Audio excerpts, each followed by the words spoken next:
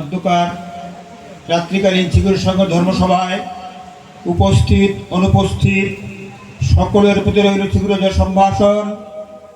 আপনারা সকলে ধর্ম পিপাসু ধর্মপ্রাণ।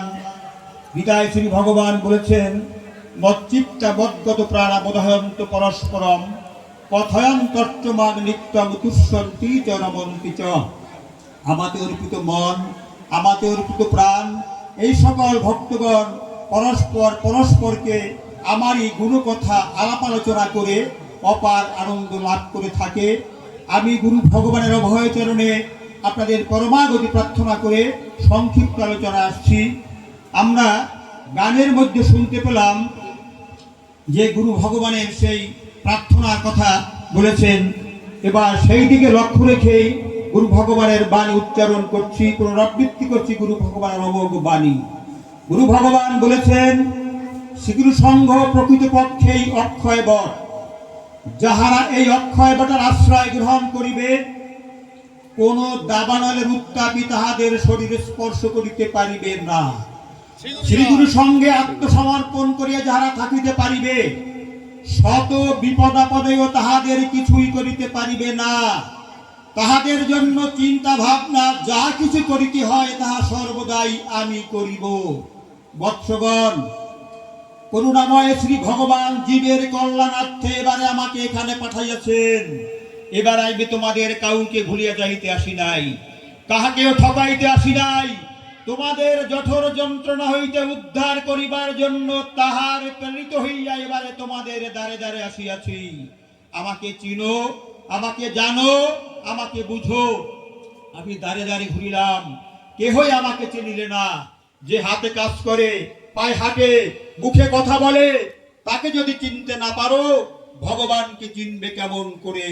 প্রকৃতপক্ষেই মানব জীবনে আমরা যে ভগবানের চরণে আশ্রয় লাভ করতে পেরেছি, শ্রী শ্রী ঠাকুরের অলৌকিক লীলার প্রত্যক্ষদর্শী রানাঘাট কুপার্স ক্যাম্পের সরকারি ডাক বাংলোর অ্যাডমিনিস্ট্রেটর প্রদ্যুৎ চক্রবর্তী। গুরু ভগবান যখন রানাঘাট কুপার্স ক্যাম্পে অবস্থান করছিলেন, তখন সেই কুপার্স ক্যাম্পের ডাক বাংলোর সরকারি ডাক বাংলোর অ্যাডমিনিস্ট্রেটর প্রদ্যুৎ চক্রবর্তী গুরু দর্শনে এসেছেন। গুরুদেবকে প্রথম দর্শনেই তার মন যেন কেমন হয়ে গেল। তারপরে সকলের সাথে আলোচনা করলেন যে আজকের রাত্রির বাসস্থান, গুরু ভগবানের বাসস্থান তার সরকারি ডাক বাংলোতেই করা হোক। সকলের সম্মতিক্রমে গুরু ভগবানের রাত্রির বাসস্থান প্রদ্যুৎ চক্রবর্তীর সরকারি ডাক বাংলোতেই করা হলো। এই সরকারি ডাক বাংলোর চক্রবর্তী বাবু ছিলেন আধ্যাত্মিক লোক। গুরু ভগবানকে একান্তে পেয়ে তার ইচ্ছে হলো গুরু ভগবানের কাছে ধর্ম কথা শ্রবণ করবেন। গভীর রাত্রি, নীরব নিস্তব্ধ, জেগে আছেন সদ্গুরু ভগবান, আর জেগে আছেন ধর্ম পিপাসু প্রদ্যুৎ চক্রবর্তী। প্রদ্যুৎ চক্রবর্তী গুরু ভগবানের চরণের কাছে বসে রয়েছেন। চক্রবর্তী বাবু একটার পর একটা আধ্যাত্মিক প্রশ্ন করে যাচ্ছেন গুরুদেবের কাছে, আর গুরু ভগবান হাসি মুখে তার উত্তর দিচ্ছেন। চক্রবর্তী বাবু এক সময় গুরু ভগবানের চরণে নিবেদন করলেন, স্বামীজি, মহাজন মুখে শুনিতে পাই আজিও সে নিত্যলীলা করে শ্যামরায়, কোন কোন ভাগ্যবান দেখিবারে পায়। এ কি সত্যি না ভাবের উক্তি? এবার গুরু ভগবান মুখে কোনো উত্তর দিলেন না। চক্রবর্তী বাবু বসেছিলেন গুরু ভগবানের শ্রীচরণের কাছে। গুরু ভগবান বাম শ্রীচরণ খানি ধীরে ধীরে এগিয়ে দিলেন চক্রবর্তীর দিকে। বিদ্যুৎ পিষ্টের মতো চমকে উঠলেন চক্রবর্তী। চক্রবর্তী দেখলেন যে আলতা পরা বালিকার কোমল চরণ। এরপরে একটু বিরতি, গুরু ভগবান ডান শ্রীচরণ খানি এগিয়ে দিলেন চক্রবর্তীর দিকে। চক্রবর্তী দেখলেন যে নূপুর পরা শ্রীকৃষ্ণের রাঙা চরণ, একই অঙ্গে রাধা কৃষ্ণের যুগল রূপ। এই যে ভগবান ব্যতীত কারোর পক্ষেই সম্ভব নয়। লুটিয়ে পড়লেন চক্রবর্তী রাধা কৃষ্ণের যুগল চরণে। ধন্য হলো তার মানব জীবন। সদ্গুরু ভগবানের ছদ্মবেশ, নরাকারে পরম ব্রহ্ম, শ্রী শ্রী ঠাকুরের অলৌকিক লীলার প্রত্যক্ষদর্শী গুরু ভগবানের স্নেহধন্যা শিষ্যা, যেনাকে গুরু ভগবান স্নেহ বলে সাধু মা বলে ডাকতেন। এই সাধু মার বাড়ি ছিল এক সময় উজিরপুরে, তারপরে তার স্থায়ী নিবাস হয় রানাঘাট। গুরু ভগবান যখন কাশীধাম আশ্রম থেকে পলাশী আশ্রমে শুভাগমন করতেন, তখন বিভিন্ন জায়গা থেকে গুরু দর্শনের জন্য শিষ্য ভক্তগণ পলাশী আশ্রম অভিমুখে রওনা হতেন। এই সাধুমাও একদিন সকালবেলা রানাঘাট থেকে পলাশী আশ্রমের উদ্দেশ্যে রওনা হলেন। খুব ভোরবেলা, ফাঁকা ট্রেন। সাধুমা ট্রেনে একটি বগিতে উঠে নিজ সাধন ঝুলি কামরার সঙ্গে ঝুলিয়ে রেখে চুপচাপ বসে রয়েছেন। ট্রেন ছেড়ে দিয়েছে। কিছু দূর যাওয়ার পরে সাধুমা দেখলেন কালো একটি ছেলে, 10-11 বছর বয়স, নগ্ন গা নগ্ন পা, সাধুমার কাছে বারবার যাচ্ছে, বারবার আসছে। সাধুমা এক সময় ছেলেটিকে জিজ্ঞাসা করলেন, হ্যাঁ রে বাবা, এভাবে বারবার আসছিস যে, তোর কি কিছু চাই? এবার কালো ছেলেটি সাধুমার কাছে বললেন, যা চাই দিবে। সাধুমা বললেন, এই দেখতেই তো পাচ্ছিস গেরুয়া পোশাক, ব্যবহারিক জিনিসপত্র ছাড়া আমার কাছে আর কিছুই নেই, কি দিতে পারি তোকে বল। এবার কালো ছেলেটি সাধুমার কাছে আবার বললেন, থাকলে দিবে তো? সাধুমা বললেন, হ্যাঁ হ্যাঁ দেব, তোর কি চাই বল।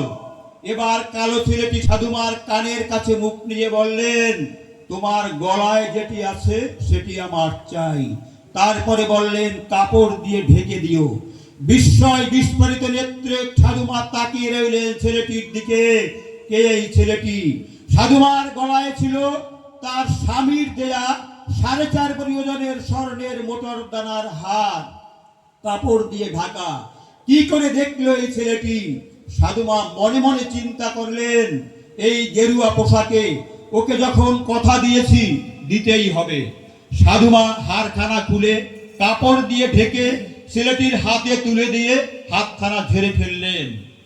ওই চলন্ত ট্রেন থেকে হারখানা নিয়ে মুহূর্তের মধ্যে ছেলেটি কোথায় যেন অদৃশ্য হয়ে গেল, আর তাকে দেখা গেল না। পলাশী আশ্রমে পৌঁছে হাত পা ধুয়ে মুছে গুরু ভগবানের চরণ প্রান্তে এসে আনুপূর্বিক সব ঘটনা সাধুমা গুরু ভগবানের চরণে নিবেদন করলেন। এবার গুরু ভগবান মৃদু হেসে বললেন, এবার বুঝেছি কেন বাবা বিশ্বনাথ তোমার জন্য একছাড়া ছোট দানার রুদ্রাক্ষের মালা নিয়ে যেতে বলেছেন। আমরা যেভাবে মানুষের সঙ্গে কথা বলি, গুরু ভগবানের সঙ্গে দেবতারা সেইভাবে হুবহু কথা বলেন।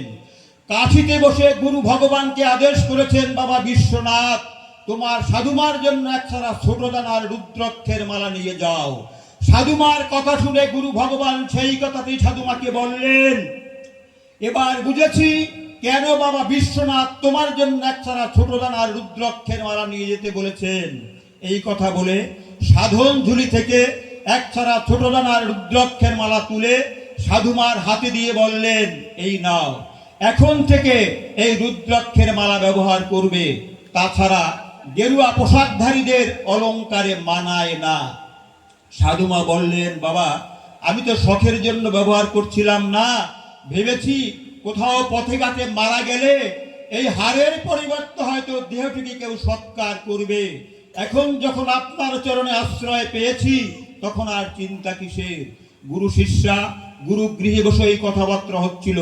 কথাবার্তা শেষে গুরু ভগবান সাধুমাকে আদেশ করলেন, যাও গিরিধারী মন্দিরে গিয়ে দেখো তো তোমার হারখানা গিরিধারীর গলায় দেখতে পাও কিনা। সাধুমা তড়িঘড়ি করে উঠে গিরিধারীর সদর দরজা খুলে দেখলেন, এই তো তার স্বামীর দেয়া 4.5 ভরি ওজনের স্বর্ণের হার জল জল করে জ্বলছে গিরিধারীর গলায়। জয় গিরিধারী, জয় শ্রী গুরু বলে লুটিয়ে পড়লেন গিরিধারীর চরণে। ধন্য আমার জীবন, জয় শ্রী গুরু জয় বলে লুটিয়ে পড়লেন গুরুদেবের চরণে। শ্রী শ্রী গুরুদেব বলেছেন, আমাকে কেউ শিরাবদ্ধ জীব মনে করিও না। তোমরা যে প্রণাম মন্ত্র পাঠ করে থাকো, গুরুদেব পরম ব্রহ্ম, তা মনে প্রাণে বুঝিতে চেষ্টা করিও। তোমরা মন্ত্রে যা পাঠ করো, অন্তরের সহিত ঠিক ঠিক বুঝিতে পারিলে দেখিবে গুরুর সঙ্গে তোমাদের কখনোই বিচ্ছেদ হয় না। আমাকে নির্ভুলভাবে বিশ্বাস করিও, আমি চিরকাল আছি, চিরকাল থাকবো। জয় শ্রী গুরু মহারাজ কি জয়, গুরু কৃপা হি কেবলম। শ্রী গুরু জয়। সত্যি হৃদয়ঙ্গম করার মতো আলোচনা, গুরু কথা দাদা শোনালেন। গুরু ভগবানের কাছে দাদার জন্য, রাতুল চরণে দাদার জন্য প্রার্থনা জানাই। তো দাদাকে যখন সময় দিয়েছিলাম 7 মিনিট, দাদা একটি কথা বলেছিল যে আগামী 7 মিনিট আমি বাঁচবো কিনা তাও নির্দিষ্ট নয়। অত্যন্ত হৃদয়ের কথা।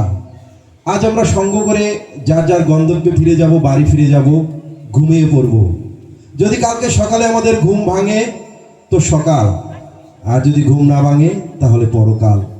তাই শুধু ভক্ত সজ্জন, আমরা আজকে থেকে, এই মুহূর্ত থেকে আমরা প্রতিজ্ঞা করি, আমরা গুরু ভগবানের সে বাক্য মতো আমাদের জীবন ধারণ করার চেষ্টা করব। শ্রীগুরুর নির্দিষ্ট সাধন সহায়ে জীবন পথে পরিচালিত হওয়ার চেষ্টা করিব। শ্রীগুরু জয়। এই পর্যায়ে আবারও সঙ্গীতাঞ্জলি, আর শ্রীগুরু চরণে এবারে সঙ্গীতাঞ্জলি প্রদান করবেন পটুয়াখালী শাখা সংঘ থেকে আগত শ্রীগুরু সংঘ বাংলাদেশ কেন্দ্রীয় আশ্রমের প্রচার বিভাগের অন্যতম শিল্পী শ্রী সজল কর্মকার দাদা। শ্রী গুরু জয়। শ্রী